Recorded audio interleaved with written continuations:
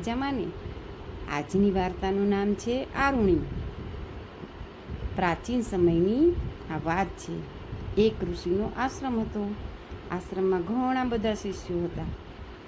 તે બધા શિષ્યોમાં એક આરુણી નામનો શિષ્ય પણ હતો. આરુણી આશ્રમના મહત્વના કામોની જવાબદારી આરુણીને સોંપતા. ઋષિના આશ્રમની આજુબાજુના વિસ્તારમાં સરસ મજાના ખેતરો હતા અને ઋષિના આશ્રમમાં પણ સુંદર મજાના બગીચા હતા. એક દિવસ સાંજના સમયે ઋષિ અને શિષ્યો બધા ભેગા થઈ ચર્ચા કરી રહ્યા હતા. ત્યારે અચાનક આકાશમાં કાળા વાદળો છવાવા લાગ્યા અને વીજળી થવા લાગી અને વરસાદના છાંટા પડવા લાગ્યા. અને જો વધુ વરસાદ આવશે તો ડાંગરના ખેતરમાં પાળા તૂટી જશે અને પાકને મોટું નુકસાન થશે. તેથી ઋષિએ આરુણીને બોલાવી અને કહ્યું કે બેટા આરુણી, તું આપણા ડાંગરના ખેતરમાં પાળા બરાબર છે કે નહીં? જો વધારે વરસાદ આવે તો પાળા કદાચ તૂટી ના જાય અને તેની તું ચકાસણી કરી આવ. આરુણીએ કહ્યું કે જેવી તમારી આજ્ઞા ગુરુદેવ. એમ કહી ને આરુણી પાવડો લઈને ડાંગરના ખેતર તરફ જવા નીકળે છે. ત્યાં તો વરસાદનો વેગ વધવા લાગ્યો અને ધોધમાર વરસાદ વરસવા લાગ્યો. આરુણી દોડતા દોડતા ડાંગરના ખેતર પાસે પહોંચી જાય છે અને ત્યાં જઈને જુએ છે તો પાણીના વહેણથી પાળમાં એક બાકોરું પડી જાય છે અને પાણી ખેતરની બહાર નીકળી રહ્યું હતું. આરુણી તો માટી અને કચરો ભેગો કરી પાળ બાંધવા મંડી જાય છે, પણ ધોધમાર વરસાદને લીધે બાકોરું તો મોટું ને મોટું થવા લાગ્યું.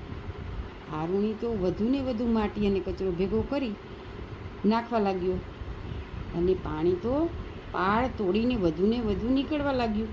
ખૂબ વરસાદને લીધે પાળ તો વધુ ને વધુ તૂટવા લાગી. તેથી આરુણી ગભરાઈ જાય છે અને પાણી રોકવાનો કોઈ ઉપાય ન મળતા આરુણી ખેતરમાં વહી જતા પાણીને રોકવા આરુણી જાતે જ તૂટેલી પાળ પર સૂઈ જાય છે અને ખેતરમાંથી જતું પાણી અટકાવે છે. આમ ખેતરમાંથી નીકળતું પાણી અટકી જાય છે. ધીમે ધીમે રાત થવા લાગી અને વરસાદ પણ ધીમે ધીમે બંધ થઈ જાય છે. પણ આરુણી ત્યાંથી ઉઠ્યો નહીં. જો ઉઠે તો ખેતરનું સંગ્રહેલું પાણી બધું વહી જાય.